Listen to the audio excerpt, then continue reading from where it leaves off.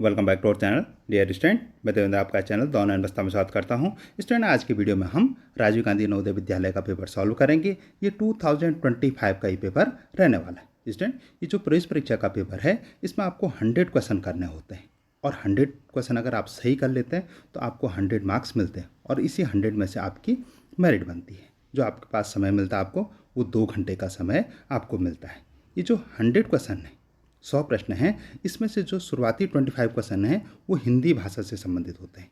उसके बाद के जो 25 क्वेश्चन होते हैं वो मैथ से या गणित से संबंधित होते हैं और लास्ट के 50 क्वेश्चन वो मानसिक योग्यता से संबंधित होते हैं। यानी जो लास्ट के 50 क्वेश्चन हैं इनमें से जो शुरुआती 10 क्वेश्चन हैं ये जीके से संबंधित होते हैं और ये उत्तराखंड का जीके होता है, ठीक है। और 40 क्वेश्चन मानसिक योग्यता के होते हैं। तो ये प्रश्नों का पैटर्न है, आप इसी प्रकार से तैयारी करेंगे, ठीक है। कुछ और निर्देश हैं उनको भी हम देख लेते हैं। जो ये प्रवेश परीक्षा आपको देनी होती है ये OMR पत्रक में आपको देनी होती। ABCD करके 4 विकल्प मिलते हैं, उसमें से जो सही वाला है वो उस पर आपको OMR पत्रक में काला करना होता है, ठीक है। OMR पत्रक भरने में अगर कोई समस्या आ रही है परीक्षा हॉल में तो आप जो वहाँ कक्ष निरीक्षक हैं उनसे भी सहायता ले सकते हैं, ठीक है। तो ये कुछ महत्वपूर्ण चीज़ें थी। आपको अगर OMR पत्रक नहीं पता है कि कैसे भरते हैं तो मैं उसका लिंक डिस्क्रिप्शन में दे दूंगा, ठीक है। वीडियो का लिंक डिस्क्रिप्शन में दे दूंगा, आप वहाँ से भी उसको देख सकते हैं। इस प्रवेश परीक्षा के लिए मैंने बहुत सारे वीडियो बना रखे हैं, उनका लिंक भी मैं डिस्क्रिप्शन में दे रहा हूँ, आप वहाँ से भी उनको देखें जिससे आप इस प्रवेश परीक्षा में 100% निकलें, ठीक है। अच्छे से तैयारी करें और 100% निकलें। तो चलिए शुरू करते हैं। सबसे पहले हिंदी वाला खंड देख लेते हैं। स्टूडेंट, जैसे जैसे मैं क्वेश्चन को बताऊं आप अपनी कॉपी में भी इसको नोट करें। जो आपने जीके की कॉपी बना रखी है उसमें भी इन प्रश्नों को नोट करें। न केवल आप प्रश्नों को नोट करेंगे बल्कि जो मैं अतिरिक्त प्रश्न बताऊं उनको भी आप अपनी कॉपी में अवश्य नोट करें। तो चलिए पहला क्वेश्चन देख लेते हैं। भाषा की सबसे छोटी इकाई है, तो इसका जो राइट आंसर है वो है राइट आंसर वर्ण। भाषा की जो सबसे छोटी इकाई है वो है वर्ण, ठीक है। वर्णों को मिल के बनता है शब्द और शब्दों को शब्द मिल के बनते हैं, बहुत सारे जो शब्द हैं वो मिल के बनते हैं वाक्य, ठीक है। तो यानी सबसे छोटी इकाई हो गई वर्ण, उसके बाद शब्द और उसके बाद वाक्य। जो विराम चिन्ह है उनके बारे में हम क्वेश्चन नंबर 2 में हम विस्तार से चर्चा करेंगे, ठीक है। एक प्रश्न तो ये हो गया। अगर प्रश्न आए कि भाषा की सबसे छोटी सार्थक इकाई कौन सी है, ठीक है, भाषा की सबसे छोटी सार्थक इकाई कौन सी है, आप ये प्रश्न लिख लीजिए, भाषा की सबसे छोटी सार्थक इकाई कौन सी है। तो इसका जो राइट आंसर होगा वो है शब्द, ठीक है। भाषा की सबसे छोटी सार्थक इकाई शब्द है और भाषा की सबसे छोटी इकाई वर्ण है। तो आप इन दोनों प्रश्नों को अपनी कॉपी में अवश्य नोट करें। क्वेश्चन नंबर 6 देख लेते हैं। समास का अर्थ है, तो समास का अर्थ क्या है, संक्षेप, ठीक है। और विस्तार किसका अर्थ होता है, समास विग्रह का। अगर प्रश्न आता है कि समास विग्रह का अर्थ क्या है तो उसका तब इसका राइट आंसर होता विस्तार। तो आप समास का अर्थ भी लिखेंगे और समास विग्रह का अर्थ भी लिखेंगे। चलिए क्वेश्चन नंबर हम 2 देख लेते हैं। क्वेश्चन नंबर 2 है अनुस्वार लिखा जाता है, तो इसका जो राइट आंसर है वो है ए, अनुस्वार ऐसे लिखा जाता है, ठीक है। अब जो ये दूसरा वाला बी वाला चिन्ह है ये क्या है, ये है चंद्र बिंदु, आप नोट करते जाएं। और जो सी वाला है ये है उपविराम और डी वाला है ये है अर्धविराम। तो इनको भी आप नोट करते जाएंगे। ये जो विराम चिन्ह वाला प्रश्न है प्रत्येक साल एक क्वेश्चन अवश्य आता है, ठीक है। तो आप इसको अवश्य नोट कर लें, ठीक है, और याद भी कर लें। क्वेश्चन नंबर 7, आगमन पद में उपसर्ग है, ठीक है। उपसर्ग कहाँ लगता है, उपसर्ग किसी भी शब्द से पहले उपसर्ग लगता है। जैसे ये गमन मूल शब्द है, इसमें जो आ शब्द है ये क्या है, उपसर्ग है। और जो प्रत्यय होता है वो शब्द के बाद लगता है, ठीक है। तो इसका 7 का जो राइट आंसर है वो है ए और 2 का राइट आंसर भी था ए। तो इनको भी आप नोट कर लेंगे, ठीक है। चलिए अब हम क्वेश्चन नंबर 3 देख लेते हैं। क्वेश्चन नंबर 3 है 100 वर्ण का उच्चारण स्थान है, यानी 100 वर्ण हम मुंह में कहाँ से बोलते हैं। तो 100 वर्ण का जो उच्चारण स्थान है वो है दंत, ठीक है। 100 के अलावा दांत से और क्या क्या बोलते हैं हम तो बोलते हैं दांत से, थौ भी दंत वर्ण है, ठीक है। इसके अलावा दो ध न ये भी दंत वर्ण है, ठीक है। तो इनको भी आप नोट कर लें। तालु वर्ण क्या है, तालु वर्ण है ई चौ छ, ये तालु वर्ण है, ठीक है। इनको भी आप नोट कर लें। जो मूर्धा हैं, मूर्धा क्या होते हैं, इसमें टॉ, ठौ, डॉ ये शब्द या ये वर्ण आते हैं। ठीक है, और जो कंठ से बोले जाते हैं वो होते हैं औ, आ, ये सब ये कंठ से बोले जाते हैं। इसके अलावा एक और है ओष्ठ।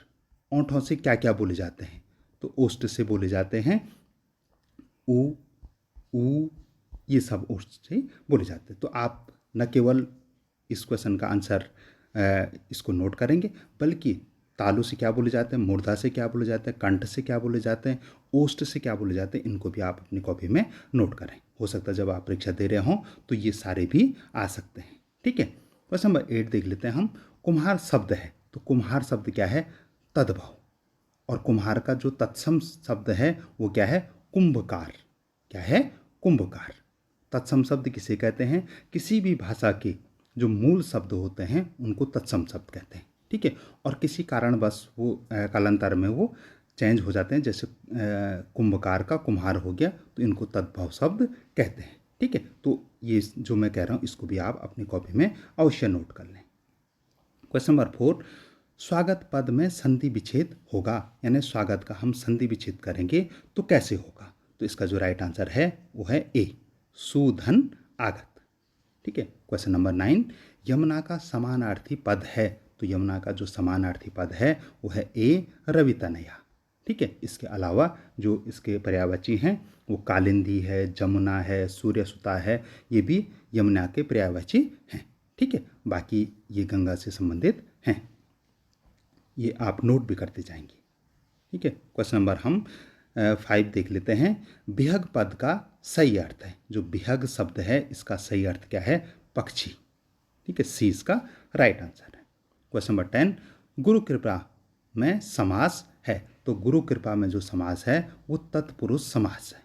ठीक है, तो इसको भी आप नोट कर लेंगे। क्वेश्चन नंबर 10 का जो राइट आंसर बी और क्वेश्चन नंबर 5 का राइट आंसर सी, तो इन सबको नोट कर लेंगे। तो आपने 10 क्वेश्चन और प्लस जो मैंने बताए हैं वो भी आपने देख लिए हैं। ठीक है, अब हम क्वेश्चन नंबर 11 देख लेते हैं। क्वेश्चन नंबर 11 है कुल और कूल। आप इसमें ध्यान दें, सिर्फ ऊ की मात्रा का अंतर है, एक में छोटी ऊ की मात्रा और एक में बड़ी ऊ की मात्रा लगी है। तो जो शुरू का कुल होता है इसका मतलब होता है वंश और खानदान। ठीक है, दूसरे कूल का अर्थ होता है तट या किनारा, तो इसका जो राइट आंसर होगा वो है ए। ठीक है, आप नोट करते रहेंगे। क्वेश्चन नंबर 16, हिंदी में वचन होते हैं, तो हिंदी में कितने वचन होते हैं, 2 वचन होते हैं। कौन कौन से, एक वचन और बहुवचन। ठीक है, एक वचन और बहुवचन। इंग्लिश में भी 2 ही होते हैं, सिंगुलर और प्लूरल।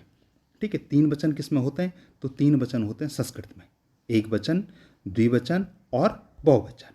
ठीक है, तो आपके पास हो सकता है कि जब आप पेपर दे रहे हों तो तब ये आ सकता है कि संस्कृत में कितने वचन होते हैं, तो संस्कृत में 3 वचन होते हैं, बाकी हिंदी और इंग्लिश में 2 वचन होते हैं। तो इनको भी आप नोट करते जाएंगे।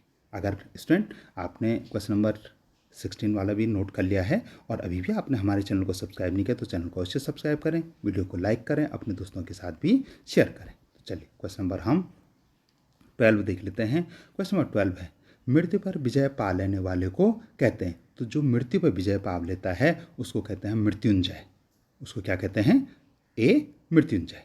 आप नोट करते रहेंगे। क्वेश्चन नंबर 17, पावक शब्द का संधि विच्छेद है, तो पावक शब्द का जो संधि विच्छेद है वो है पौ धन अक।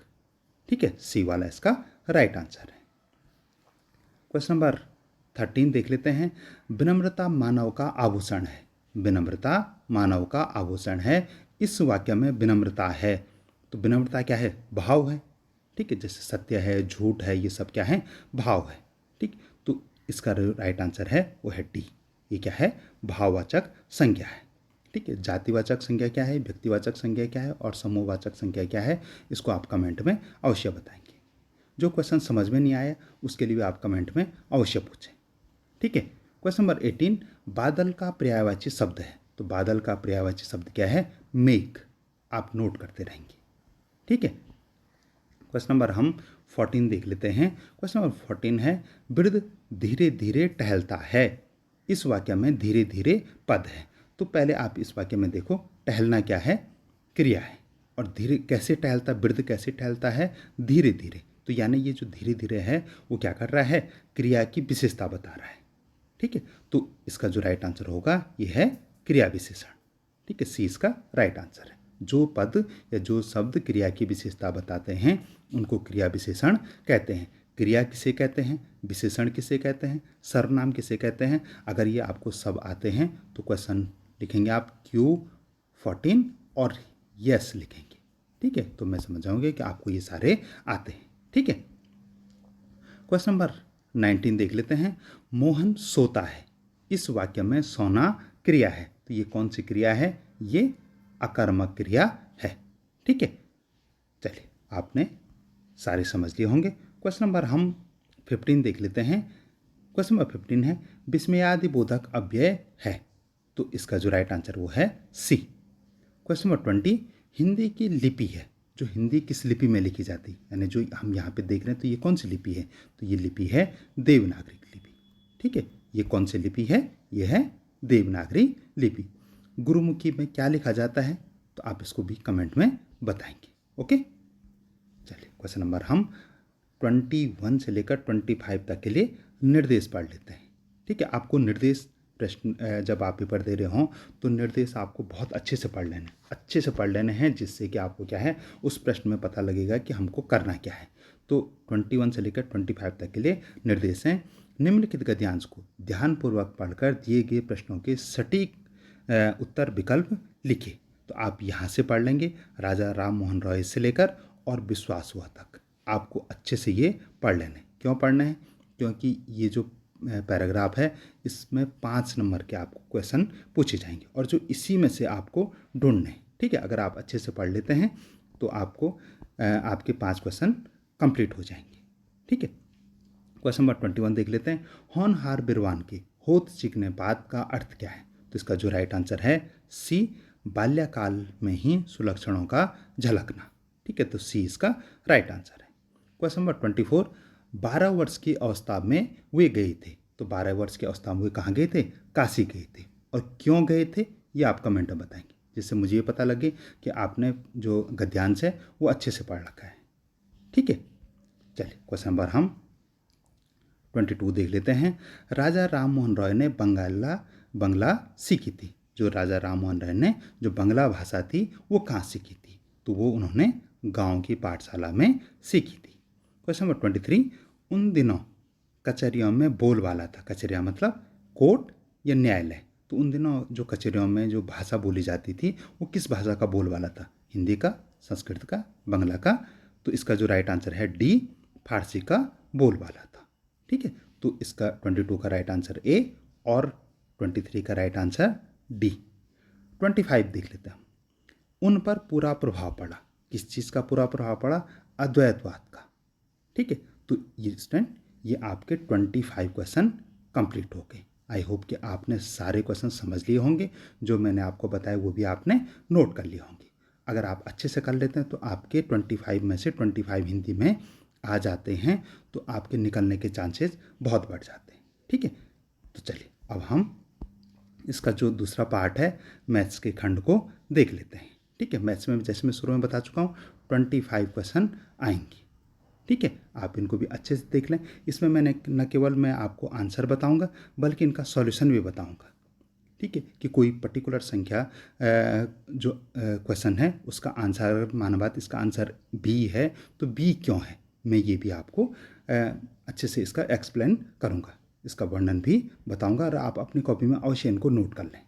ठीक है, चलिए क्वेश्चन नंबर 26 देख लेते हैं। सबसे छोटी प्राकृतिक संख्या है जो यानी the smallest natural number is, तो इसका जो राइट आंसर है वो है बी, 1। अब 1 क्यों है, नेचुरल नंबर क्या होते हैं तो मैंने यहाँ पे बता रखा है। जो प्राकृतिक संख्याएं हैं वो 1 से शुरू होती हैं। कहाँ से शुरू होती हैं, 1 से शुरू होती है और अनंत तक जाती है। ठीक है, 1 से शुरू होके और कहीं तक भी जा सकती हैं। ठीक है, 0 क्या है, एक पूर्ण संख्या है। 0 क्या है, एक पूर्ण संख्या है। हो सकता है कि आपको पूछा जाए, ठीक है, लेकिन प्राकृतिक संख्या नहीं है, तो इसको भी आप अपनी कॉपी में अवश्य नोट करेंगे। क्वेश्चन नंबर हम 27 देख लेते हैं। 4 + 4/100 प्लस 4/1000, यानी 4 धन 4/100 धन 4/1000 बराबर है। आपको इसको जोड़ना है, तो आप इसको ऐसे करके भी जोड़ सकते हैं। ठीक है, आपको जो 100 का या 1000 का गुणा या भाग करना आता होगा, तो अगर आपको आता तो आपके लिए प्रश्न बहुत आसान था। ठीक है, तो ये इसका राइट आंसर है। आप इसको भी अपनी कॉपी में नोट करेंगे और सॉल्यूशन को भी करेंगे। ठीक है, अगर नहीं पता है तो आप कमेंट में पूछेंगे तो मैं आपको वहाँ भी बताऊँगा। ठीक है, चलिए क्वेश्चन नंबर हम 28 देख लेते हैं। क्वेश्चन नंबर 28 है, ये रोमन नंबर से संबंधित है। एक प्रश्न ये भी आपकी कॉपी आपके पेपर में अवश्य आ रहा है। तो आपको जो रोमन नंबर है वो 1 से लेकर और 100 तक, और उसके बाद 500 और 1000 का भी आपको ज्ञान होना चाहिए कि 500 को क्या कहते हैं, 1000 को क्या कहते हैं। ठीक है, और 100 को क्या कहते हैं। 1 से लेकर 100 तक तो आपको अवश्य होने चाहिए याद। ठीक है, क्योंकि एक प्रश्न ये प्रत्येक साल आ रहा है। तो आपके पास क्वेश्चन नंबर 28 है, XCIV माइनस LIX का मान बराबर है। तो यानी इसका मान आपको बताना है कि ये कितना होगा। इसमें से हम इसको घटाएंगे तो इक्वल क्या आएगा। तो इसका जो राइट आंसर है वो है C। अब ऐसे कैसे आया, तो मैंने यहाँ पे सॉल्यूशन बता रखा, आप देख लीजिए। ठीक है, इसमें जो हम C बराबर क्या होता है, C बराबर होता है 100, ये आपको नोट कर लेना है। और जो C बराबर 100 हो गया, और जो L बराबर है, L बराबर होता है 50। ठीक है, बाकी तो आपको पता ही है। तो हम ऐसे करके अगर इसको लिखें तो ये 94 होगा, और LIX तो ये 59 होगा। अब इसमें से इसको माइनस करेंगे तो 35 राइट आंसर हो जाएगा। ठीक है, और 35 को कैसे लिखा जाता है, 35 को XXX और V करके लिखा जाता है। तो इसको भी आप अपनी कॉपी में अवश्य नोट करें। अगर नहीं समझ में आया तो आप कमेंट में अवश्य पूछें। ठीक है, आपका निकलना ज़्यादा जरूरी है। चलिए क्वेश्चन नंबर 29 देख लेते हैं स्टूडेंट। इससे पहले हम क्वेश्चन नंबर 29 देखें, अगर आपने अभी भी हमारे चैनल को सब्सक्राइब नहीं किया तो चैनल को अवश्य सब्सक्राइब करें, वीडियो को लाइक करें, अपने दोस्तों के साथ भी शेयर करें। जो सब्सक्राइब बटन है इस समय आपकी स्क्रीन पे विजुअल है। तो चलिए क्वेश्चन नंबर हम 29 देख लेते हैं। एक 48 मीटर तार, कितना मीटर, 48 मीटर तार को मोड़कर पहले एक समबाहु त्रिभुज बनाया जाता है। पहले क्या बनाया जाता है, एक समबाहु त्रिभुज बनाया जाता है, और फिर एक वर्ग बनाया जाता है। ठीक है, पहले समबाहु त्रिभुज बनाए फिर वर्ग बनाया जाता है। ऐसे समबाहु त्रिभुज और वर्ग की भुजाओं का अंतर होगा। आपको भुजा का अंतर बताना है। तो समबाहु त्रिभुज किसे कहते हैं, तो समबाहु त्रिभुज उसे कहते हैं जिसकी तीनों भुजाएं क्या होती हैं, बराबर होती हैं। और वर्ग तो आप जानते हैं जिसकी चारों भुजाएं बराबर होती हैं उसको वर्ग कहते हैं। तो आपको इनकी भुजाओं में अंतर बताना है। ठीक है, तो इसका जो राइट आंसर है, पहले मैं आपको राइट आंसर बता देता हूँ। इसका राइट आंसर है बी, 4 मीटर। अब 4 मीटर कैसे आया, इसके लिए हम सॉल्यूशन देख लेते हैं। ठीक है, अब आपको अच्छे से विजुअल हो रहा होगा आपकी स्क्रीन पे। तो सबसे पहले समबाहु त्रिभुज की जो परिधि थी वो है 48 मीटर। तो एक भुजा क्या होगी, 48/3, यानी 3 का भाग हम 48 में दे देंगे। तो एक भुजा क्या आएगी, 16 मीटर की एक भुजा आएगी। ठीक है, वैसे हम वर्ग की परिधि होगी 48 मीटर और वर्ग की एक भुजा होगी 12 मीटर।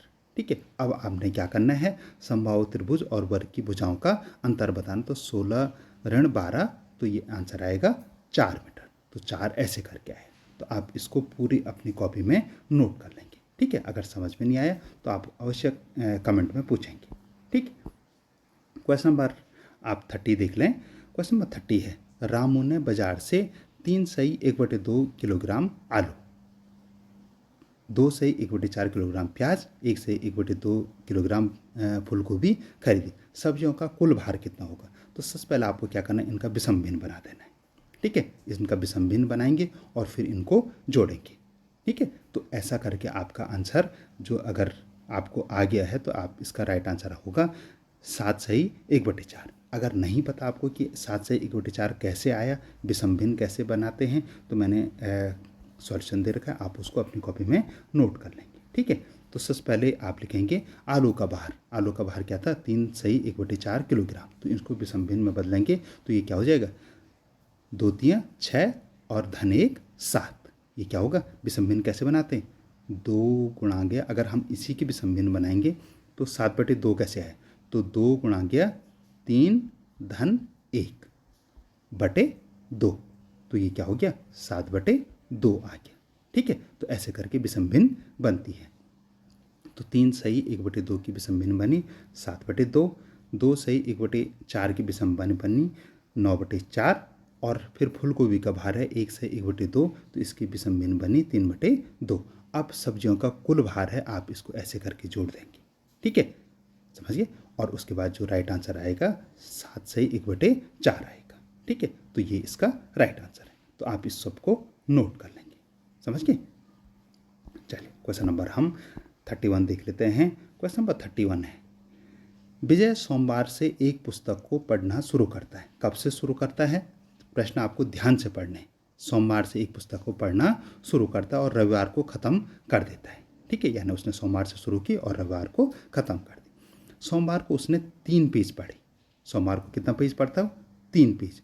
और प्रत्येक अगले दिन वह पिछले दिन से 2 पेज अधिक पढ़ता है। तो पुस्तक में कुल कितने पृष्ठ हैं? तो सोमवार को पढ़े उसने 3 पेज, मंगलवार को पढ़े उसने 3 धन 2 5 पेज, फिर उसको 7 पेज, ऐसे करके वो 2-2 पेज प्रतिदिन ज़्यादा पढ़ रहा है। तो इसका जो, पहले मैं आपको राइट आंसर बता देता हूँ। इसका जो राइट आंसर है, इन सब दिनों में उसने जो पेपर या किताब पढ़ी, पेपर के किताब के कुल जो पृष्ठ पढ़े उसने, तो वो उन सब की संख्या थी 63। 63 उन पन्नों की जो पृष्ठों की संख्या थी। वो किताब में कुल कितने पृष्ठ हैं? तो पृष्ठों की संख्या थी 63। अब 63 कैसे आया, 63 कैसे आया, तो उसके लिए हम यहाँ पे देख लेते हैं। ठीक है, तो सोमवार को उसने पढ़े 3 पेज, मंगलवार को उसने पढ़े 5 पेज, बुधवार को पढ़े 7 पेज, गुरुवार को पढ़े 9 पेज, शुक्रवार को पढ़े 11 पेज, शनिवार को पढ़े 13 पेज। ठीक है, और रविवार को पढ़ता वो 15 पेज। अब इनको आप ऐड करेंगे, योग करेंगे, तो 63 राइट आंसर आएगा। ठीक है, तो ये क्वेश्चन इस प्रकार से होना था। ठीक है, तो चलिए अब हम नेक्स्ट क्वेश्चन देख लेते हैं। कोई प्रश्न आपको समझ में नहीं आए तो आप अवश्य उसको कमेंट में पूछें। ठीक है, क्वेश्चन नंबर 32, यदि 2 क्रमागत संख्याओं का योग 21 है, कितना है? 21 है, तो उनके वर्गों का योग होगा। तो पहले अगर 21 है, क्रमागत कह रहा है, तो यानी क्रमागत लगातार, तो 21 किसका होगा? 10 + 11। ठीक है, क्रमागत कह रहा है ना, तो क्रमागत 10 और 11। ठीक है, इनका योग क्या है? 21 है। लेकिन इसमें आपको 21 तो यहाँ दे ही रखा है। अब इनके वर्गों का योग आपको बताना है। तो 10 का वर्ग क्या होता है? 10 का स्क्वायर करेंगे, तो 10 का स्क्वायर 100, और प्लस 11 का स्क्वायर 121। तो ये क्या हो जाएगा? 221 इसका राइट आंसर हो जाएगा। ठीक है, तो आई होप कि आपने समझ लिया होगा। अगर नहीं समझा तो आप सॉल्यूशन को अवश्य देखें। ठीक है, ये इसका पूरी प्रक्रिया है जो मैंने आपको अभी बताया, वो ट्रिक्स थी। अगर आप अच्छे से करना चाहें तो इस प्रकार से इसको कर सकते हैं। माना 2 क्रमागत संख्याएं x और x + 1 है। ठीक है, 2 क्रमागत संख्याओं का योग 21 है, तो इस प्रकार से इसको एक संख्या 10 निकली और दूसरी संख्या 11 निकली। उसके बाद इनका वर्ग आप निकालेंगे, तो 221 राइट आंसर आ जाएगा। तो ये इसका पूरा सॉल्यूशन है। आप इसको भी अपनी कॉपी में यहाँ से यहाँ तक नोट कर लेंगे। ठीक है, जब हो सकता है जब आपके पास ही प्रश्न आए तो आप आसानी से इसको कर पाएंगे। चलिए क्वेश्चन नंबर 33 देख लेते हैं। प्रिया 17 जून 2005 को पैदा हुई, यानी कब वो पैदा हुई? 2005 को, 17 जून 2005 को वो पैदा हुई। 5 जनवरी 2025 को उनकी उम्र क्या होगी? उसकी उम्र क्या होगी? आप कब पैदा हुए आप ये कमेंट में बताएंगे, और 5 जनवरी 2025 को आपकी उम्र कितनी है ये भी आप कमेंट में बताएंगे। अगर आपको निकालनी आ गई तो आप ऐसे प्रश्नों को आसानी से कर पाएंगे। तो इसका जो राइट आंसर है वो है ए, 19 वर्ष 6 माह 18 दिन। कितनी है? 19 ईयर 6 मंथ और 8 डेज। अब ये कैसे निकला, इसके लिए मैंने सॉल्यूशन दे रखा, आप इसको भी अवश्य कर लें। ठीक है, सबसे पहले आप लिखेंगे प्रिया का जन्म हुआ था 17 जून 2005 को हुआ था। 5 जनवरी 2025 को उनकी उम्र क्या होगी? उसकी उम्र क्या होगी? तो इधर पे आप लिखेंगे, सबसे पहले वर्ष लिखेंगे। ठीक है, फिर आप मंथ लिखेंगे और फिर डेज लिखेंगे। ठीक है, फिर जिस दिन के निकालने तो वो यहाँ पे आप उसको भी लिखेंगे। ठीक है, ये आज की डेट हो गई और ये जब वो पैदा हुई तब की डेट हो गई है। ठीक है, इसमें से जब आप यहाँ घटाएंगे तो 30 घटाएंगे। ठीक है। इससे इस दर को जब आप ले जाते हैं तो ये क्या हो गया, एक महीना यहाँ से यहाँ लिया तो ये क्या हो गया, यहाँ से हमने 30 लिए और 5 दिन ये, तो ये हो गए 35। अब 35 में से आप 17 घटाएंगे तो ये आएगा 18। ठीक है। अब यहाँ जो महीने थे वो तो रहेंगे 0, तो एक आप पूरा साल लेंगे तो एक साल में कितने होते हैं 12। 12 में से 6 घटाया आपने, 6 आ गया। ठीक है। तो ये जो डेट ऑफ बर्थ निकालते हैं वो इस प्रकार से निकालते हैं। आई होप कि आपने समझ लिया होगा। अगर नहीं समझा तो आप कमेंट में पूछेंगे। ठीक है। समझने के लिए इम्पोर्टेंट यही है कि ये क्या है, दिन है, और एक महीने में कितने दिन होते हैं 30। अगर आप महीना ले रहे हैं तो 30 लेंगे, यहाँ से साल ले रहे हैं तो ये 12 लेंगे। ठीक है, समझ गए। तो जो गणित के घटाना होता है उससे थोड़ा सा डिफरेंट है ये। ठीक है। तो आई होप कि आपने समझ लिया होगा। चलिए क्वेश्चन नंबर हम 34 देख लेते हैं। क्वेश्चन नंबर 34 है, किसी वस्तु का अंकित मूल्य 80 रुपये है। कितने रुपये है, 80 रुपये है। वो 15% छूट पे बेची जाती है तो पुस्तक का विक्रय मूल्य होगा। तो इसका जो राइट आंसर है वो है ए, 68। अब 68 कैसे आया, इसके लिए मैंने सॉल्यूशन दे रखा है, आप इसको भी अपनी कॉपी में नोट कर लेंगे। ठीक है। पुस्तक का अंकित मूल्य है 80 रुपीज़, 15% की छूट पे आपने जब किताब खरीदी तो आपने छूट मांगी, डिस्काउंट मांगा, तो 15% का आपको डिस्काउंट मिला। तो छूट की राशि आप ऐसे निकालेंगे तो छूट की राशि होगी 12 रुपये। ठीक है।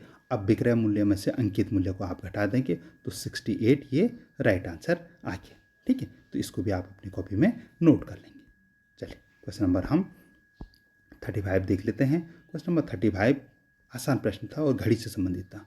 6 बजे घड़ी के घंटे और मिनट की सुइयों के बीच में कोण होगा, कितने अंश का कोण होगा। तो आप जानते हैं कि मैंने यहाँ पे, हाँ, अब आपको अच्छे से विजुअल हो रहा होगा कि जो घंटे की सुई है वो 6 बजे है और मिनट की सुई 12 पे है, तो जो कोण बनेगा तो वो क्या होगा, 180 डिग्री का कोण होगा। आप जानते हैं कि जो रेखा पे बना गया कोण है वो क्या होता है, 180 डिग्री का होता है, और जो बिंदु पे बना गया कोण है वो कितना होता है, 360 डिग्री का कोण होता है। ठीक है। बिंदु पे बना गया कोण 360 डिग्री का, और जो रेखा पे बना गया कोण है वो 180 डिग्री का होता है। समझ गए। तो इसको भी आप अपनी कॉपी में अवश्य नोट कर लें। मैंने ये आप चित्र बना सकते हैं। ठीक है, मैंने बता भी रखा, इसको भी आप अपनी कॉपी में नोट कर लेंगे। क्वेश्चन नंबर 36 है, यदि 625 डिवाइडेड बाई ये बॉक्स है बराबर 25 है तो बॉक्स की संख्या क्या होगी। तो इसको निकालने का सबसे अच्छा तरीका ये कि आंसर ये आ रहा है तो इससे क्या कर लीजिए, 625 में भाग दे लीजिए। ठीक है। तो आंसर कितना आएगा, ए इसका राइट आंसर होगा। कैसे होगा, यहाँ पे मैंने बता रखा है, आप इसको भी ये देख सकते हैं। ठीक है। ऐसे करके 25 राइट आंसर होगा। आप इसको भी अवश्य अपनी कॉपी में नोट करेंगे। जो समझ में नहीं आएगा तो उसको आप कमेंट में अवश्य पूछें। क्वेश्चन नंबर 37, ये क्या है, एक पूर्ण संख्या है। ये क्या है, जो स्टार है ये एक पूर्ण संख्या है जो व्यक्त करता है कि निम्न गणितीय संक्रिया में इसका मान आपको निकाल के बताना है। ठीक है। ये एक दे रखा है तो इसमें आपको बताना है कि इसका मान क्या है। ठीक है। तो इसका जो राइट आंसर है वो है 11। अब 11 कैसे आया, तो इसके लिए मैं यहाँ पे सॉल्यूशन है, आप इसको देख लें। ठीक है। जो समीकरण है उसमें आपको दे रखा था 2992 भागा इससे, तो ये इतना आ रहा था। तो सबसे पहले आप क्या करेंगे, इस पक्ष को, दाएं पक्ष को आप सरल कर लेंगे। तो दाएं पक्ष को आप जोड़ेंगे तो 272 आया। ठीक है। अब आप क्या कर लेंगे, 272 का भाग इसमें दे देंगे। ठीक है। तो यानी आपने एक साइड लिखना है 275 2992। अगर आप ऐसा करेंगे तो 11 इसका राइट आंसर आएगा। ठीक है। तो आप इसको भी अपनी कॉपी में नोट कर लें, और नहीं समझ में आए तो आप कमेंट में अवश्य पूछें। चलिए, और समझ में आ गया तो आप यस लिखें। क्वेश्चन नंबर आप लिखेंगे 37 और यस, तो मुझे पता लग जाएगा कि आप क्वेश्चन नंबर आप 37 तक आपको समझ में आ गया। ये थोड़ा सा एक प्रत्येक साल आ रहा है और थोड़े से टिपिकल क्वेश्चन है, मतलब बहुत कठिन तो नहीं है लेकिन समझने वाला है। क्वेश्चन नंबर 38 है, +50 डिग्री सेल्सियस तथा -50 डिग्री सेल्सियस का अंतर होगा। ठीक है। अब सामान्य तो ज़्यादातर क्या करेंगे, इसको प्लस 50 में से 50 घटा देंगे तो 0 लिखेंगे, लेकिन ऐसे नहीं। इसका जो राइट आंसर है वो है ए। तो इसको अंतर कैसे बताना आपको, इसमें आपको जोड़ना नहीं बल्कि इसमें आपको अंतर बताना है। तो इसको ऐसे करेंगे तो ए इसका इस प्रकार से राइट आंसर आएगा। समझ गए? इसको आप लिखेंगे 50 माइनस, ब्रैकेट में लिखेंगे -50, और तब ये माइनस माइनस का क्या हो जाएगा, प्लस हो जाएगा। तो 50 50 100 हो जाएगा। तो ए इसका राइट आंसर है। ठीक है, बहुत आसान प्रश्न था लेकिन थोड़े से ट्रिकी क्वेश्चन था। ठीक है, चलिए क्वेश्चन नंबर हम 39 देख लेते हैं। ए, बी और सी किसी काम को क्रमशः, ए बी सी क्या है, 3 आदमी हैं, किसी काम को क्रमशः 4 दिन, 5 दिन और 7 दिन में पूरा करते हैं। कितने दिन में पूरा करते हैं? 4 दिन, 5 दिन और 7 दिन में पूरा करते हैं। काम पूरा करने के लिए उन्हें 415 रुपये, 415 रुपीज़ मिलते हैं। यदि ए बी सी मिल के काम पूरा करते हैं तो एक का हिस्सा क्या होगा?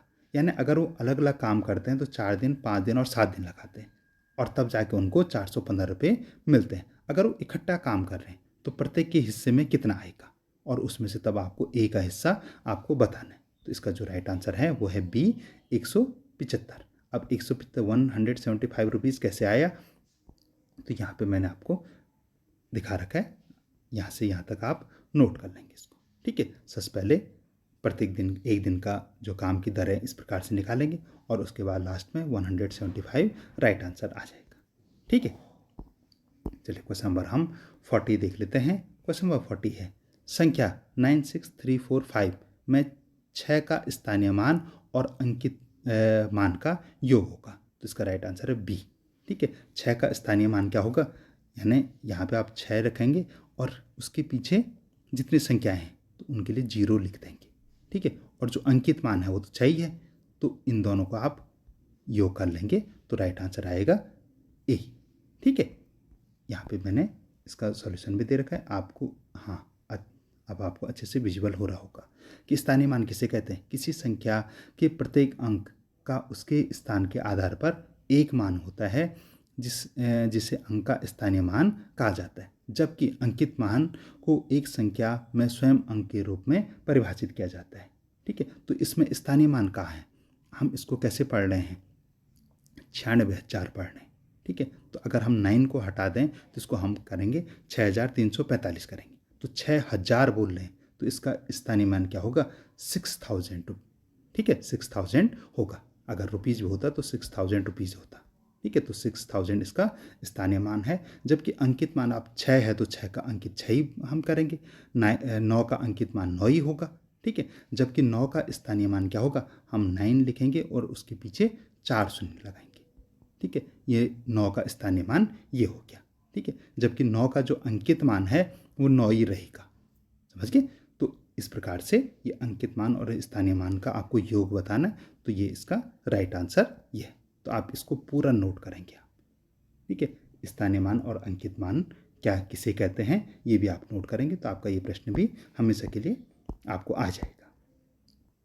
क्वेश्चन नंबर 41, निम्नलिखित में x का मान ज्ञात कीजिए। आपको ये समीकरण दे रखी है और इसमें आपको x का मान ज्ञात करना है। तो 41 का जो राइट आंसर है वो है 15, सी इसका राइट आंसर, 15 इसका राइट आंसर है। अब 15 कैसे आया, तो यहाँ पे मैंने इसका राइट आंसर दे रखा है, आप इसको भी देख लेंगे। ठीक है, समझिए, पहले इस प्रकार के समीकरण बनाएंगे और फिर इसको भुज गुणा करके लास्ट में आपका 15 आपका राइट आंसर आ जाएगा। ठीक है, क्वेश्चन नंबर 42, अंग्रेजी के वर्ण वी में हम कौन सा अंतःकोण देख सकते हैं। तो वी आप ये देख लीजिए। अब वी ये ऐसे दे रखा है, अगर आप इसको ऐसे देखो तो ये क्या होगा, न्यून कोण है, एक्यूट एंगल है। ए इसका राइट आंसर है। ठीक है, एक्यूट एंगल क्या हुआ, न्यून कोण क्या है, जो 90 डिग्री से कम होते हैं उनको हम न्यून कोण कहते हैं। समकोण किसे कहते हैं, जो ठीक 90 डिग्री के होते हैं उनको हम समकोण कहते हैं। अधिक कोण जो 90 डिग्री से अधिक होते हैं, और सरल कोण जो रेखा पे बनते हैं। ठीक है, इसको हम सरल कोण कहते हैं। अभी हमने सरल कोण के बारे में बताया था। सरल कोण कितने डिग्री का होता है आप ये कमेंट में बताएं। अगर आपने अच्छे से वीडियो देख रखा है तो आपको ये समझ में आ गया होगा कि सरल कोण रेखा पे जो बनता है वो कितने अंश का कोण होता है, और जो बिंदु पे बनता है वो कितने अंश का कोण होता है, आप इसको कमेंट में बताएंगे। ठीक है, चलिए क्वेश्चन नंबर हम 43 देख लेते हैं। क्वेश्चन नंबर 43 है, रमेश ने अपने दोस्त से 9,588 रुपये 9,588 मार्च में उधार लिए थे। ठीक है, उसे माह अप्रैल से सितंबर तक बराबर किस्तों में हर माह वापस करने, तो प्रत्येक माह उसके द्वारा वापस की जाने वाली धनराशि। तो सबसे पहले उसने कितने रुपए लिए, 9,588 रुपीज़ लिए।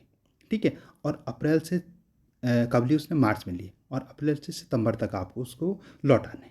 तो अप्रैल एक महीना और सितंबर तक आप जोड़ेंगे तो अप्रैल, मई, जून, जुलाई, अगस्त, सितंबर, तो 1 2 3 4 5 और 6 मंथ, कितने मंथ हुए, 6 मंथ हो गए।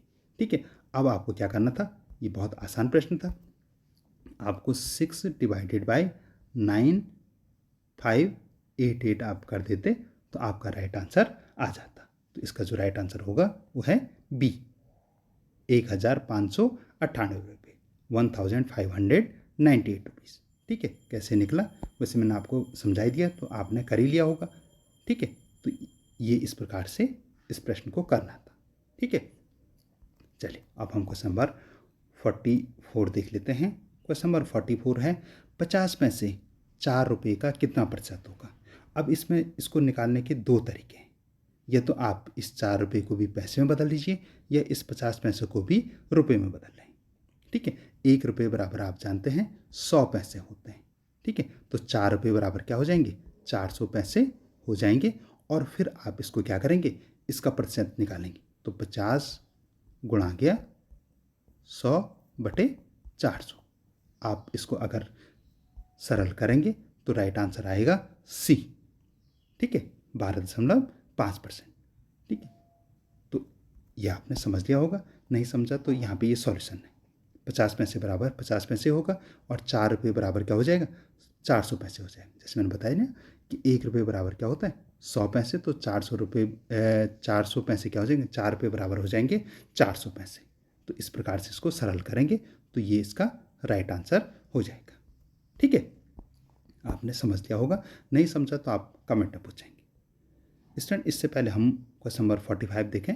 आपने अभी भी हमारे चैनल को सब्सक्राइब नहीं किया तो चैनल को अच्छे सब्सक्राइब करें, वीडियो को लाइक करें, अपने दोस्तों के साथ भी शेयर करें। तो चलिए क्वेश्चन नंबर हम 45 देख लेते हैं।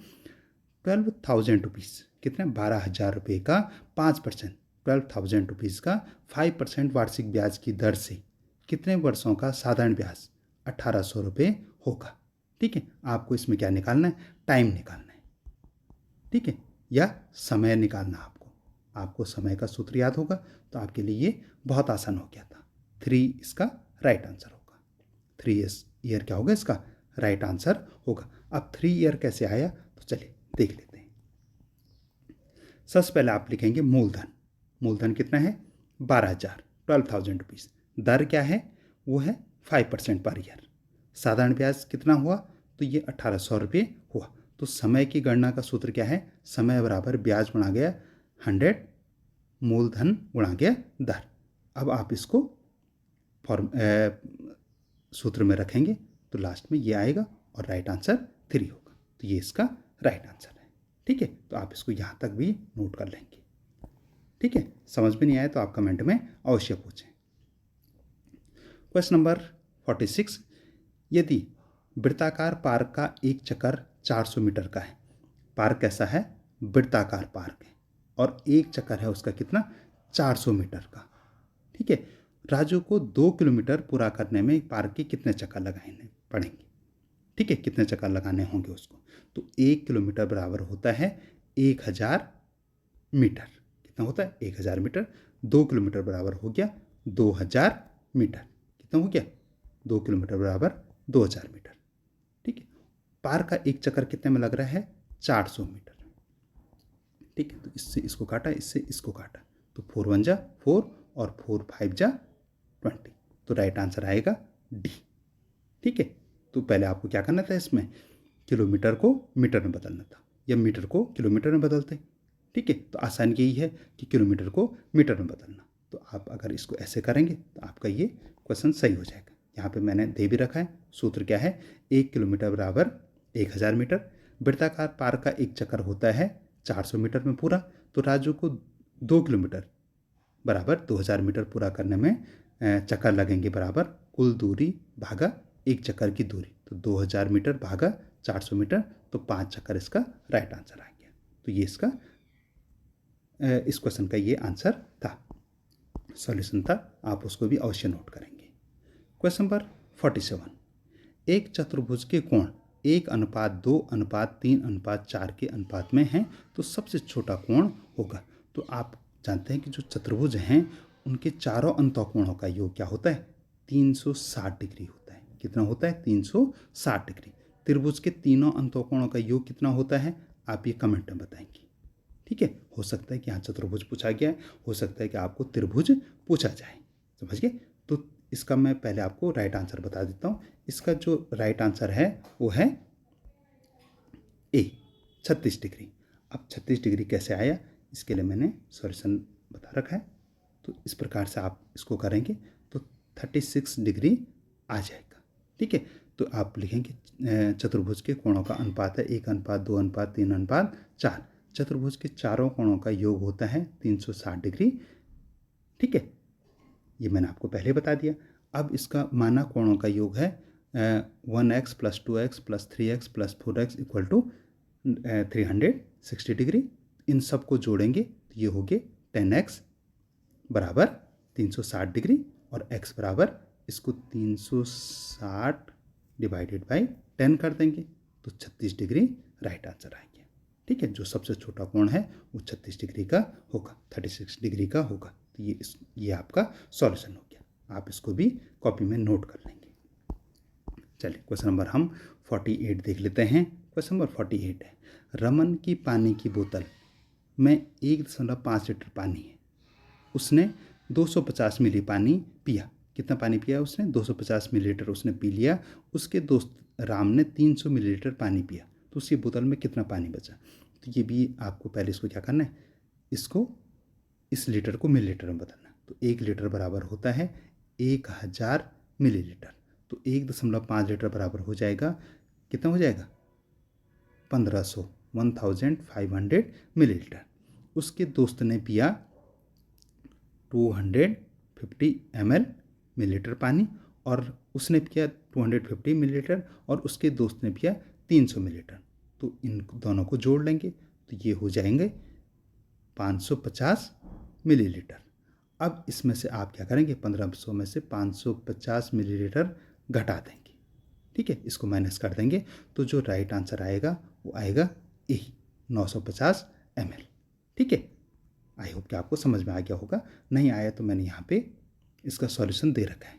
ठीक है, सूत्र बराबर है 1 लीटर बराबर 1000 मिलीलीटर, तो 1.5 लीटर बराबर 1.5 लीटर बराबर 1500 ml। रमन ने पिया 250 मिलीलीटर, राम ने पिया 300 मिलीलीटर, तो दोनों का योग करेंगे तो 550 मिलीलीटर पिया। ठीक है, तो बोतल में पानी कितना बचा, शुरुआती पानी माइनस पिया गया पानी, तो 1500 ऋण 550 मिली, तो 950 ml इसका राइट आंसर हो गया। तो आप इसको भी अपनी कॉपी में नोट कर लीजिए। ठीक है, चलिए क्वेश्चन नंबर हम 49 देख लेते हैं। क्वेश्चन नंबर 49 है, 8 लोगों के एक परिवार को एक महीने यानी अप्रैल के महीने में कितने दिन होते हैं, तो अप्रैल के महीने में होते हैं 30 दिन। ये आपको ध्यान रखना है। अगर मंथ का नाम दे रखा है तो आपको ये बात का भी आपको ध्यान रखना है। तो एक महीने में, अप्रैल के महीने में होते हैं 30 डेज के लिए 60 किलोग्राम गेहूँ की आवश्यकता होती है। ठीक है, कितने की आवश्यकता होती है, 60 किलोग्राम की आवश्यकता होती है। ठीक है, उस परिवार में एक सदस्य को एक दिन में कितने गेहूँ की आवश्यकता होती है। तो पहले आप निकालेंगे कि पर डे उनको कितनी आवश्यकता हो रही है। तो एक महीने में उनको चाहिए 60 किलो। ठीक है, समझिए कितने दिन में चाहिए उनको 60 किलो, 30 दिन में। तो यानी पर डे चाहिए उनको 30 से कम 30 और 30 दूना 60, यानी पर डे चाहिए उनको 2 kg गेहूँ चाहिए। ठीक है, अब उस परिवार में कितने लोग हैं, 8 लोग हैं, तो प्रत्येक को प्रत्येक दिन कितने की ज़रूरत होगी। अब इसमें आप 8 से डिवाइड कर देंगे। ठीक है, 8 से आप 2 में डिवाइड करेंगे तो इसका जो राइट आंसर आएगा वो आएगा 250 ग्राम। ठीक है, अगर आप चाहें तो इसको आप ग्राम को किलो को ग्राम में बदल दें, 2000 ग्राम। अब इसको आप डिवाइड करेंगे तो 250 ग्राम GM इसका राइट आंसर आएगा। ठीक है, मैंने सॉल्यूशन भी दे रखा है, आप इसको भी अगर नोट कर लेंगे तो ये भी आपको समझ में आ जाएगा। ठीक है, समझा तो मैंने पहले ही दिया था। चलिए क्वेश्चन नंबर 50 और इस पेपर का ये अंतिम प्रश्न है। ठीक है, मैथ्स का अंतिम प्रश्न है, इसके बाद मैथ के क्वेश्चन या मानसिक योग्यता के क्वेश्चन शुरू हो जाएंगे। तो क्वेश्चन नंबर 50 है, यदि कक्षा में बच्चों की संख्या 40 है, कितनी संख्या है बच्चों की संख्या 40 है, तो इस चपाती चार्ट में उन बच्चों की संख्या ज्ञात कीजिए जो बारिश में भीगना पसंद नहीं करते हैं। ठीक है, अब ये जो चार्ट है, ठीक है, इस प्रकार का है। अब इसके हम ये क्या हो जाएगा, 1/2 भाग हो गया, इसके हमने 4 भाग कर लिए तो 1/4 भाग हो गए। ठीक है, तो ये 3 भाग यानी ये तीनों क्या हो रहे हैं, ये छात्र बारिश में भीगना पसंद कर रहे हैं और ये 1/4 भाग ये भीगना पसंद नहीं कर रहे हैं। ठीक है, तो आप क्या करेंगे, 40 × 1/4, तो राइट आंसर आएगा 10। ठीक है, तो चलिए यहाँ पे मैंने सॉल्यूशन दे रखा है, आप इसको भी नोट कर लेंगे। ठीक है, तो इस प्रकार से 10 इसका राइट आंसर आ गया। ठीक है, तो डियर स्टूडेंट, ये आपने मैथ्स के 25 क्वेश्चन देख लिए हैं। आई होप कि आपने सारे आपको समझ में आ गए होंगे। अगर कोई प्रश्न समझ में नहीं आया तो आप अवश्य कमेंट में पूछेंगे। ठीक है, आपने 25 क्वेश्चन देख लिए और अभी भी आपने हमारे चैनल को सब्सक्राइब नहीं किया तो चैनल को अवश्य सब्सक्राइब करें, वीडियो को लाइक करें और अपने दोस्तों के साथ भी शेयर करें। आपको पूरे 50 क्वेश्चन 25 मैथ्स के और 25 हिंदी के समझ में आ गए तो आप कमेंट में अवश्य बताएं कि आपको समझ में आ गए हैं। ठीक है, चलिए इसके बाद मानसिक योग्यता के प्रश्न शुरू हो जाते हैं। ये 51 से लेकर और 60 तक ये जीके के रहेंगे, 10 क्वेश्चन जीके के रहेंगे और बाकी उसके बाद 60 से लेकर और 100 तक, 61 से लेकर और 100 तक जो 40 क्वेश्चन होंगे वो मैथ के होंगे। तो आप अच्छे से सबको नोट करेंगे।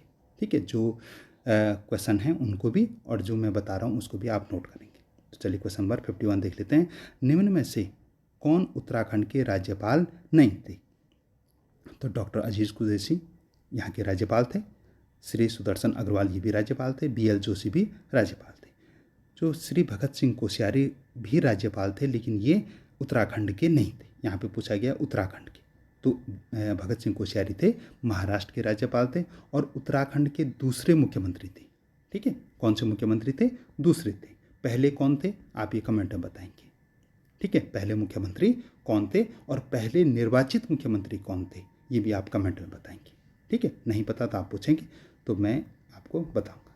ठीक है, वैसे मैंने इसके लिए बहुत सारे वीडियो बना रखे हैं, आप चैनल के पेज पे जाएंगे या हमारे व्हाट्सएप के ग्रुप से जुड़ेंगे, व्हाट्सएप में उनका लिंक डिस्क्रिप्शन में दे रहा हूँ, आप उनसे भी जुड़ेंगे तो आपको हम वहाँ इस प्रकार की चीज़ें लगातार पोस्ट करते रहते हैं जिससे कि आपको इस परीक्षा में निकलने में सहायता मिल सकती है। चलिए क्वेश्चन नंबर 52 देख लेते हैं। गोरी तथा काली नदियों का संगम निम्न में से किस स्थान पे होता है? तो इसका जो राइट आंसर है A जौलजीबी में। कहाँ होता है? जौलजीबी। जौलजीबी कहाँ है? पिथौरागढ़ के मुंशियारी तहसील में है। ठीक है, तो यहाँ पे इनका गोरी और काली नदियों का संगम होता है, तो आप इनको भी नोट करते रहेंगे। क्वेश्चन नंबर हम 53 देख लेते हैं। क्वेश्चन नंबर 53 है, निम्न में से कौन सी नदी अलकनंदा की सहायक नदी नहीं है? यहाँ पे ध्यान दें, नहीं है लिखा है नहीं, तो इसका जो राइट आंसर है वो है टॉस। टॉस नदी क्या है? ये अलकनंदा की सहायक नदी नहीं है। अलकनंदा की अब जो धौली गंगा है, धौली गंगा से अलकनंदा कहाँ पे मिलती है? तो विष्णुप्रयाग में मिलती है। कहाँ पे मिलती है आप नोट करते रहें। धौली गंगा अलकनंदा से कहाँ पे मिलती है? इन दोनों का संगम कहाँ पे होता है? तो ये विष्णुप्रयाग में होता है। पिंडर से अलकनंदा का संगम कहाँ पे होता है? कर्णप्रयाग में होता है। और मंदाकिनी से अलकनंदा का संगम कहाँ पे होता है? तो ये होता है रुद्रप्रयाग में। ठीक है, और देवप्रयाग में अलकनंदा और भागीरथी का संगम होता है, वहाँ से गंगा बन जाती है। तो सिर्फ टॉस नदी से अलकनंदा का संगम नहीं होता है। ठीक है, क्वेश्चन नंबर 54, प्रसिद्ध बाणासुर का किला किस जनपद में स्थित है? तो इसका जो राइट आंसर है C चंपावत जिले में स्थित है। इसका राइट आंसर C है। ठीक है, और इसका राइट आंसर भी सी और इसका भी सी। तो आप इनको नोट करेंगे, और जो मैंने ये बाकी बता रखे हैं इनको भी आप अपनी कॉपी में अवश्य नोट करें। ठीक है, हो सकता है आपके पास इस प्रकार का प्रश्न भी आ सकता है। क्वेश्चन नंबर 55, उत्तराखंड प्रशासनिक प्रशिक्षण अकादमी निम्न में से किस स्थान पर स्थित है? तो इसका जो राइट आंसर है वो है ए, मसूरी में स्थित है, लोकेटेड है। Okay, question number 56, question number 56 है, नीली क्रांति निम्न में से किससे संबंधित है? तो नीली क्रांति निम्न में से फिश प्रोडक्शन से संबंधित थी। ए, मछली उत्पादन से संबंधित थी। बाकी दुग्ध उत्पादन, अंडा उत्पादन और रेशम उत्पादन से कौन सी क्रांतियाँ संबंधित थी? तो आप नोट करें, दुग्ध उत्पादन से श्वेत क्रांति, ठीक है, व्हाइट रेवोल्यूशन, अंडा उत्पादन के लिए रजत क्रांति और रेशम उत्पादन के लिए सिल्क क्रांति। ठीक है, तो आप इन तीनों को भी नोट करेंगे। ठीक है, और हरित क्रांति किससे संबंधित थी वो आप कमेंट में बताएंगे। ठीक है, मछली उत्पादन तो यहाँ हो गया नीली क्रांति, दुग्ध उत्पादन श्वेत क्रांति, अंडा उत्पादन रजत क्रांति, रेशम उत्पादन सिल्क क्रांति या सिल्क रेवोल्यूशन। ठीक है, और कृषि से कौन सी क्रांति संबंधित थी? ठीक है, इसके लिए आप कमेंट में बताएंगे। ओके, चलिए क्वेश्चन नंबर 57 देख लेते हैं। भूकंप का अध्ययन करने वाले विज्ञान को कहते हैं? तो इसको कहते हैं डी सिस्मोलॉजी। क्या कहते हैं? डी सिस्मोलॉजी इसको कहते हैं। ओके, चलिए क्वेश्चन नंबर 58 देख लेते हैं। आनंद मठ के लेखक कौन थे? तो आनंद मठ के लेखक थे बंकिम चंद्र चटर्जी। ठीक है, इन्होंने ही क्या लिखा है? वंदे मातरम जो हमारा राष्ट्रीय गीत है वो इन्होंने लिखा। हो सकता है आपके पास प्रश्न आ जाए कि वंदे मातरम के रचयिता कौन थे? तो वंदे मातरम के जो रचयिता थे वो कौन थे? बंकिम चंद्र चटर्जी। जो वंदे मातरम किस किताब में लिखा गया? तो ये आनंद मठ में लिखा गया। रविन्द्रनाथ टैगोर कौन थे? इन्होंने हमारा राष्ट्रीय गान जनगण मन लिखा है। ठीक है, तो इन जो मैंने कहा इसको भी आप नोट कर लेंगे। ठीक है, जो राइट आंसर वो तो बी है। क्वेश्चन नंबर 59, अर्जुन पुरस्कार किससे संबंधित है? तो अर्जुन पुरस्कार किससे संबंधित है? खेल कूद से संबंधित है, स्पोर्ट्स से संबंधित है। तो आप इन दोनों को भी आपने नोट कर लिया होगा। क्वेश्चन नंबर 60 और जीके का अंतिम प्रश्न। क्वेश्चन नंबर 60 है, मानव हृदय में कितने कोष्ठ होते हैं, कितने चैम्बर होते हैं? तो कितने चैम्बर होते हैं? 4। 2 होते हैं आलिंद और 2 होते हैं निलय। ठीक है, तो ये 4 चैम्बर होते हैं। ठीक है, तो ये भी आपने नोट कर लिया होंगे। अब क्वेश्चन नंबर 61 से लेकर 65 तक के लिए हम निर्देश पढ़ लेते हैं, और 61 से और 100 तक जैसे मैं शुरू में बताया था, यहाँ ये आपके क्या होंगे? जो ये 40 क्वेश्चन होंगे ये मैथ के होते हैं। ठीक है, तो आप सबको अच्छे से अपनी कॉपी में नोट कर लेंगे। मैंने इनका सॉल्यूशन भी बनाया रखा है, आप उनको भी उस सॉल्यूशन को भी अपनी कॉपी में नोट कर लेंगे। ठीक है, चलिए निर्देश पढ़ लेते हैं 61 से 65 तक के लिए। निम्नलिखित प्रत्येक प्रश्न में 4 विकल्प दे रखे हैं, ABCD आपको दे रखे हैं। इनमें से 3 विकल्प किसी न किसी रूप से समान है, किंतु एक विकल्प भिन्न है, आपको भिन्न चुनना है। आपको ऑड एंड आउट वाले क्वेश्चन है तो आपको भिन्न वाला चुनना है। ठीक है, तो इसमें हमारे पास 61 है पृथ्वी, मंगल, सूर्य और बृहस्पति। तो सी इसका राइट आंसर है, सन। बाकी क्या है? ये सौरमंडल के ग्रह हैं। ठीक है, और सूर्य तो सौरमंडल का तारा है। ठीक है, तो इसलिए सूर्य इसका राइट आंसर होगा। बाकी ग्रह हैं और सूर्य तारा है। क्वेश्चन नंबर 62 देख लेते हैं। कुत्ता, बिल्ली, गाय और शेर। तो शेर इसका क्या है? राइट आंसर है। बाकी ये तीनों क्या है? पालतू जानवर हैं, और ये क्या है? ये वाइल्ड एनिमल है, जंगली जानवर है। सेब, केला, आलू और संतरा। तो इसका जो राइट आंसर है वो है आलू। बाकी तीनों क्या है? फल हैं, आलू क्या है? सब्जी है। समझ गए? तो ये इसका आप इनको भी नोट करते रहेंगे। क्वेश्चन नंबर 64 और 65 भी हम देख लेते हैं। देहरादून, रुद्रपुर, रुड़की और नजीमाबाद। तो नजीमाबाद इसका राइट आंसर है। बाकी ये तीनों क्या हैं? ये उत्तराखंड में स्थित है। ठीक है, उत्तराखंड राज्य में स्थित है। नजीमाबाद उत्तर प्रदेश में है। तो डी इसका राइट आंसर है। पवन चक्की, सोलर पैनल, बैटरी और बल्ब, डी इसका राइट आंसर है। ठीक है, चलिए अब हम क्वेश्चन नंबर 66 से लेकर 70 तक के लिए हम निर्देश पढ़ लेते हैं। निम्नलिखित प्रश्नों में दिए गए विकल्पों में से उस सही विकल्प का चयन कीजिए जो प्रश्नवाचक के स्थान पे है। ठीक है, यहाँ पे ABCD में से आपको बताना है। ठीक है, तो जैसे असम, दिसपुर, तो गुजरात क्या है? तो असम की राजधानी कहाँ है? दिसपुर। तो गुजरात की राजधानी कहाँ है? गांधीनगर। तो ए इसका राइट आंसर है। ठीक है, 66 का राइट आंसर है वो ए। ठीक है, तो इनमें इस प्रकार का लॉजिक लगेगा।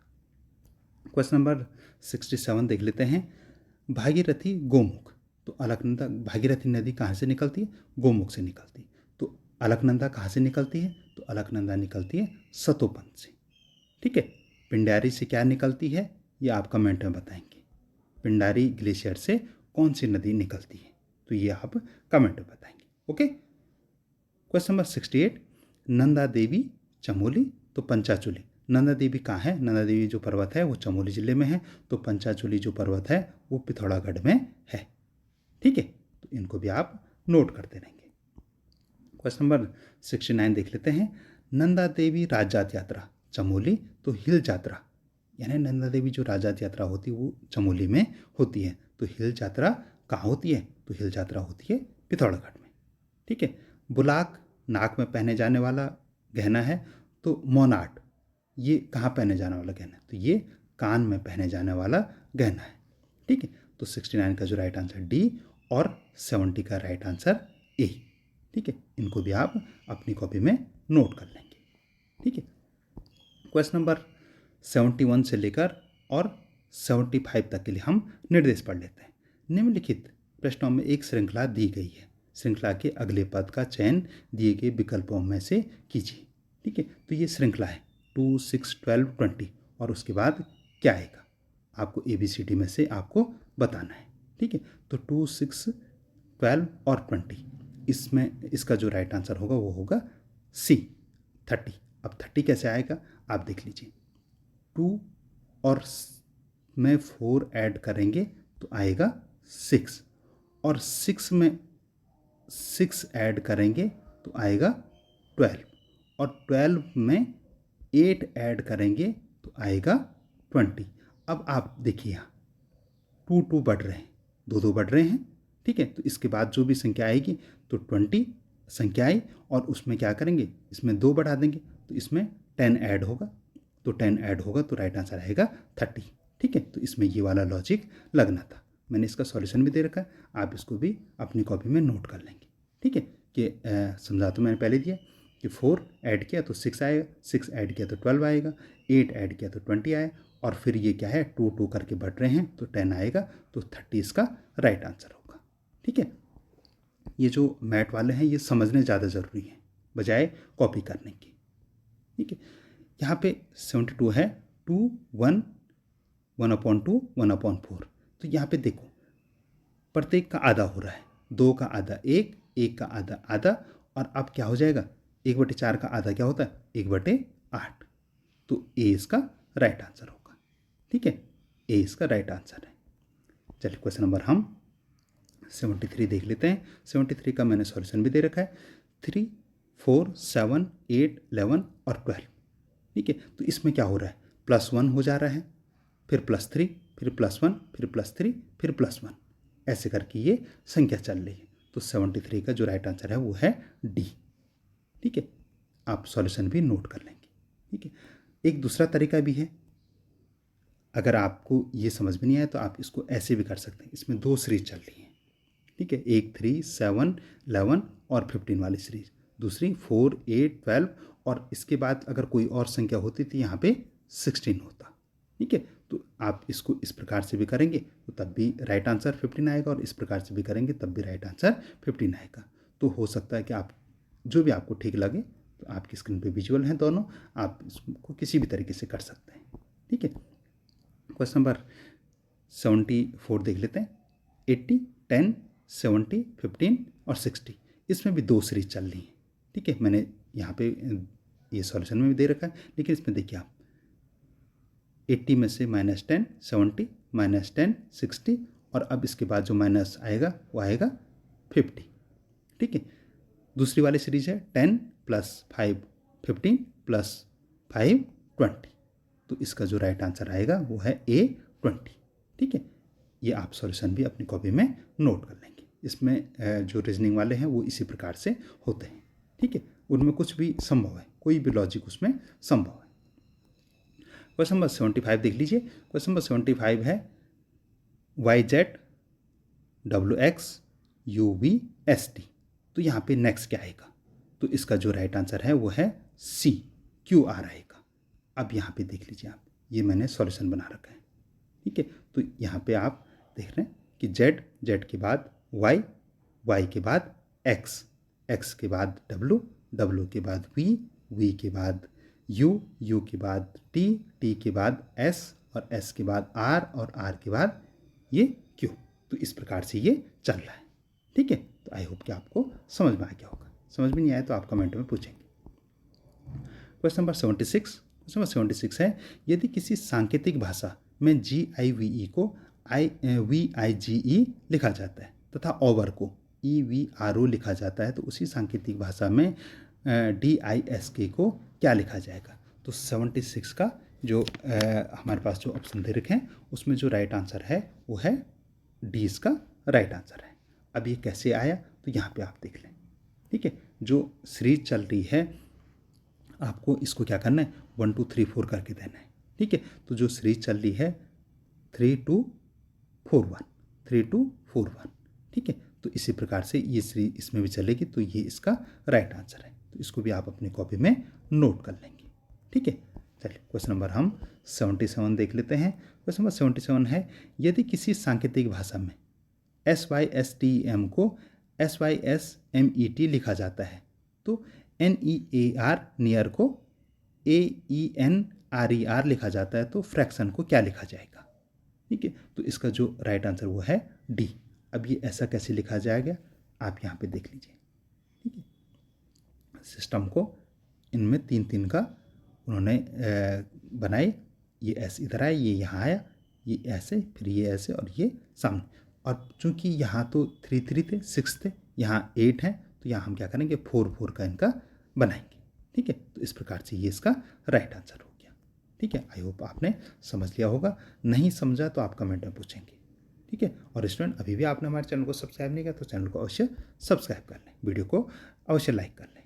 क्वेश्चन नंबर 78, यदि किसी सांकेतिक भाषा में ROSE को 6821 लिखा जाता है, कितना लिखा जाता है? 6821 लिखा जाता है, तो CHIR को 73456 लिखा जाता है, तो तथा PREACH को 961473 लिखा जाता है, तो SEARCH सर्च को लिखा जाएगा, ठीक है। तो इसको क्या लिखा जाएगा? तो 78 का जो राइट आंसर वो है बी। अब बी कैसे लिखा जाएगा ये यहाँ पे मैंने दिखा रखा है आपको, ठीक है।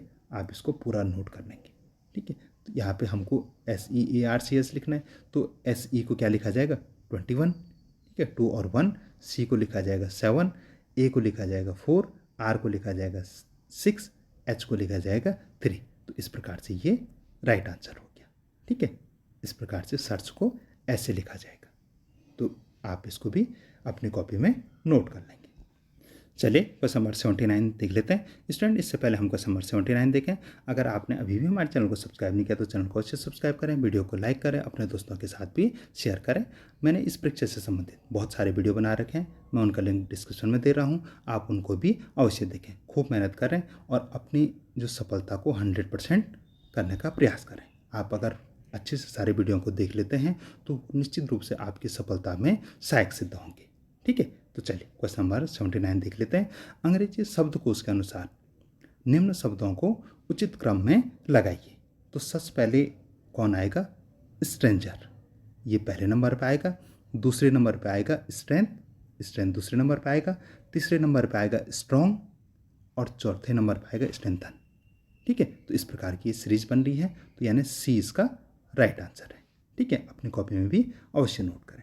इसी प्रकार का क्वेश्चन नंबर 80 है, निम्न में से कौन सा शब्द अंग्रेजी शब्दकोश में सबसे पहले आएगा? ठीक है, तो सी इसका राइट आंसर है। ये सबसे पहले आएगा, उसके बाद आएगा एक्नॉलेज, दूसरे नंबर पे आएगा, तीसरे नंबर पे आएगा एप्पल और चौथे नंबर पे आएगा एप्रिकॉट, ठीक है। तो 1 2 3 और 4 इनको भी आप अपनी कॉपी में नोट कर लेंगे, ठीक है। चलिए क्वेश्चन नंबर हम 81 से लेकर 85 तक के लिए निर्देश पढ़ लेते हैं। क्वेश्चन क्या है, निर्देश क्या है? निम्नलिखित प्रश्नों के बाईं ओर 3 समस्या आकृतियां दी गई हैं। चौथी आकृति पर एक प्रश्नवाचक है।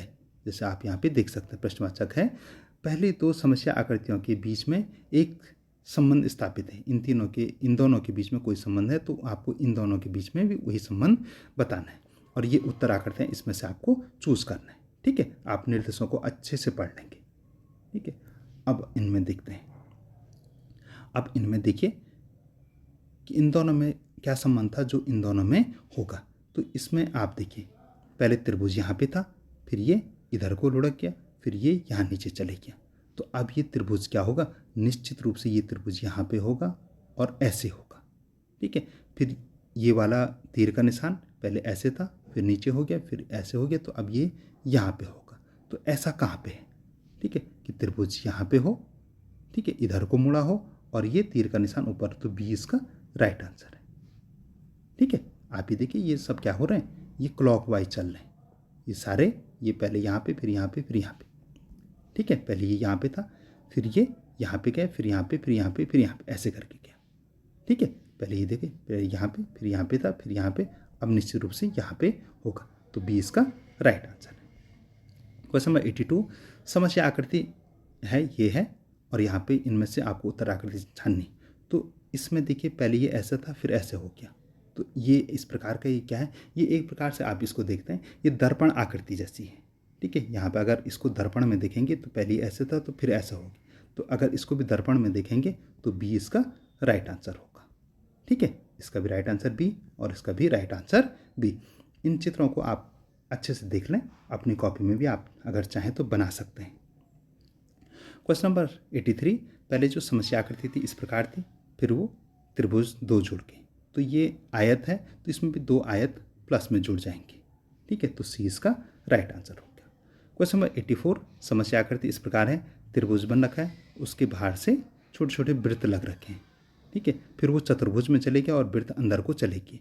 अब ये त्रिभुज है, उसमें ये अंदर को है, और अब यहाँ पे क्या होगा, इसका ठीक उल्टा होगा। यहाँ पे चतुर्भुज होगा और उसके वृत्त बाहर से लगे होंगे। तो ऐसा कौन सा है, ए इसका राइट आंसर है। इसका राइट आंसर सी, इसका राइट आंसर ए। कोई समझ में नहीं आएगा तो आप अवश्य कमेंट में अवश्य पूछें। क्वेश्चन नंबर 85, पहले ये इस प्रकार से था, फिर ये इस प्रकार से हो गया, अब ये ऐसा था। इसमें भी आप इनको देख लेंगे। ठीक है, पहले इनको नोट करेंगे कि ये त्रिभुज था, फिर ये यहाँ पे पहुँच गया, फिर ये यहाँ पे पहुँच गया। अब क्या होगा, तो ए इसका राइट आंसर होगा। तो इस प्रकार से इन प्रश्नों को ऐसे सॉल्व करते हैं। क्वेश्चन नंबर हम 86 से लेकर 90 तक के लिए हम निर्देश पढ़ लेते हैं।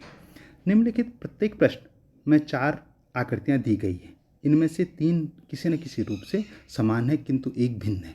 ये जो ऑड वाली है, जो ऑड फिगर है, वो आपको फाइंड आउट करना है। समझ गए? तो चलिए हम देख लेते हैं।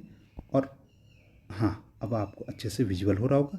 86 का में पहले ये आकृति इस प्रकार से थी, फिर ये आकृति ऐसे हो गई, फिर ऐसे हुए, फिर ये। अब इनमें से डिफरेंट क्या है, आप ये देखिए कि सारी क्या हो रही हैं, ये एंटी क्लॉक चल रही है। ठीक है, ये ऐसे चल रही है। ठीक है, ये ऐसे ऐसे ऐसे चल रही है ना। ठीक है, सिर्फ एक डी है कि जो क्लॉक वाइज चल रही है। ठीक है, ये इस प्रकार से चल रही। ठीक है, तो डी इसका राइट आंसर होगा। क्वेश्चन नंबर 87, ये तो बहुत आसान था। प्रत्येक के अंदर 2 वृत्त हैं। ठीक है, सिर्फ एक बी के अंदर नहीं है, तो बी इसका राइट आंसर। इसका डी और इसका बी राइट आंसर होगा। ठीक है, क्वेश्चन नंबर हम 88 और 89 भी हम देख लेते हैं। क्वेश्चन नंबर 88 देख लीजिए आप। बाहर से जितनी रेखाएं हैं 1 2 3 4 5 6, तो उतनी ही अंदर भी हैं। ठीक है, ये पंचभुज है, 1 2 3 4 5, 5 भुजाएं हैं, तो अंदर रेखाएं भी 5 हैं। ठीक है, लेकिन सिर्फ डी वाला है, ये चतुर्भुज है और अंदर रेखाएं सिर्फ 2 ही हैं। ठीक है, तो डी इसका राइट आंसर हो गया। ठीक है, 89 का बाकी भी इसमें आप देखिए कि सब क्या है, क्लॉकवाइज चल रहे हैं। सब क्लॉकवाइज चल रहे हैं, सिर्फ सी क्या है जो एंटी क्लॉकवाइज चल रहा है। ठीक है, तो इसका राइट आंसर सी, इसका राइट आंसर डी। आप इन चित्रों को अपनी कॉपी में चाहें तो नोट कर सकते हैं। क्वेश्चन नंबर 90 आप देख लीजिए। इसमें क्या है, 1 2 3 4 5 6 रेखाएं। इसमें भी 1 2 3 4 5 और 6 है। इसमें 1 2 3 4 5 और 6 हैं, सिर्फ एक यही है जिसमें 7 रेखाएं, ठीक है, 7 लाइन्स इसमें यूज़ की गई है स्पीकर में, तो बी इसका राइट आंसर हो गया। ठीक है, आप नोट भी करते रहेंगे, कोई समझ में नहीं आएगा तो आप कमेंट में अवश्य पूछेंगे। क्वेश्चन नंबर 91 से लेकर 95 तक के लिए हम निर्देश पढ़ लेते हैं। इन प्रश्नों में बाईं ओर एक समस्या आकृति तथा दाईं ओर उत्तर आकृतियां हैं। उस उत्तर आकृति को चुनिए जो समस्या आकृति के पूर्णतः एक समान है। यानी इन चारों में से ऐसा कौन सा है, जो 4 दे रखे सेम दैट कॉर्नर, ठीक है। तो इसमें आप देखिए क्वेश्चन नंबर जो 91 है, ऐसा ही कौन है, तो ऐसा ही है बी वाला, बी इसका राइट आंसर हो गया। ठीक है, क्वेश्चन नंबर 92 देख लेते हैं। ऐसी आकृति कौन सी है, तो ऐसी आकृति है नहीं, ऐसी आकृति है ए वाली, ए इसका राइट आंसर है। ठीक है, बी में क्या हो गया, बी में एक आंख थोड़ी सी ऐसी हो गई, ठीक है, जबकि यहाँ दोनों आंखें इस प्रकार से हैं, तो ए इसका राइट आंसर है। ओके, बाकी में आप आंखें देख लें, ठीक है, इसमें आंखें, सब में आंखें ही देख लें, ठीक है, बाकी मुंह में तो सब में सैडी की इमोजी है, लेकिन सिर्फ आईज डिफरेंट है, तो ए इसका राइट आंसर होगा, बी नहीं होगा बल्कि ए इसका राइट आंसर होगा। क्वेश्चन नंबर 93, इस प्रकार की आकृति कौन सी है, तो इस प्रकार की जो आकृति है वो है सी इसका राइट आंसर होगा। क्वेश्चन नंबर 94 और 95 भी हम देख लेते हैं।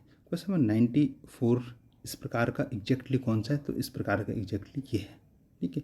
इसमें देखो जो तीर के निशान हैं वो क्लॉकवाइज चल रहे हैं, ठीक है, बाकी में इसमें 2 इधर को 2 इधर को, बाकी में कुछ और है, तो ए इसका राइट आंसर है। क्वेश्चन नंबर 95, इसी प्रकार का कौन सा है, तो इसी प्रकार का है, इसी प्रकार का बी इसका राइट आंसर है। ओके, आप नोट भी करते रहेंगे। क्वेश्चन नंबर 96 लेकर और 100 तक के लिए हम क्या करते हैं, निर्देश पढ़ लेते हैं।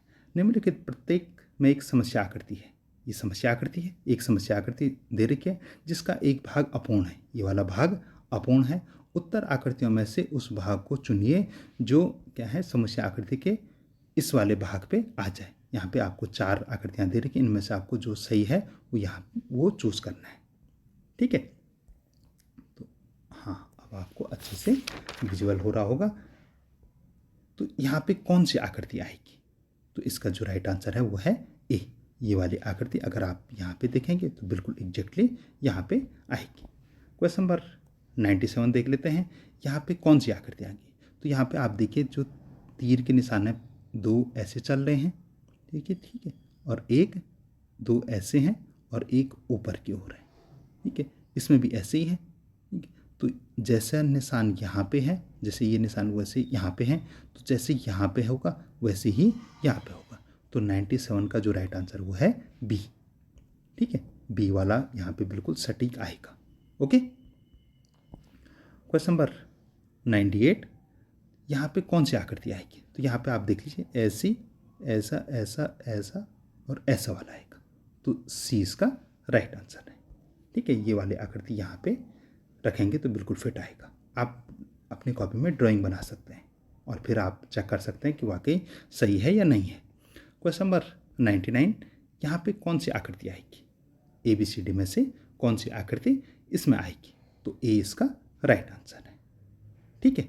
चलिए क्वेश्चन नंबर 100 देखते हैं और आज की वीडियो का हमारा अंतिम प्रश्न, यहाँ पे कौन सी आकृति आएगी, तो इसका जो राइट आंसर है वो है डी। तो डियर स्टूडेंट, ये था हमारा आज का वीडियो। आई होप आपने पूरे 100 क्वेश्चनों को अच्छे से समझ लिया होगा। अगर कोई प्रश्न समझ में नहीं आया तो आप अवश्य कमेंट में अवश्य पूछें, ठीक है। आपने 100 क्वेश्चन समझ लिए और अभी भी आपने हमारे चैनल को सब्सक्राइब नहीं किया तो चैनल को अवश्य सब्सक्राइब करें, वीडियो को लाइक करें, अपने दोस्तों के साथ भी शेयर करें। आप निश्चित रूप से इस प्रवेश परीक्षा में अवश्य सफल हों, 100% इस प्रवेश परीक्षा में सफल हों। मेरी आपको बहुत बहुत शुभकामनाएं। धन्यवाद।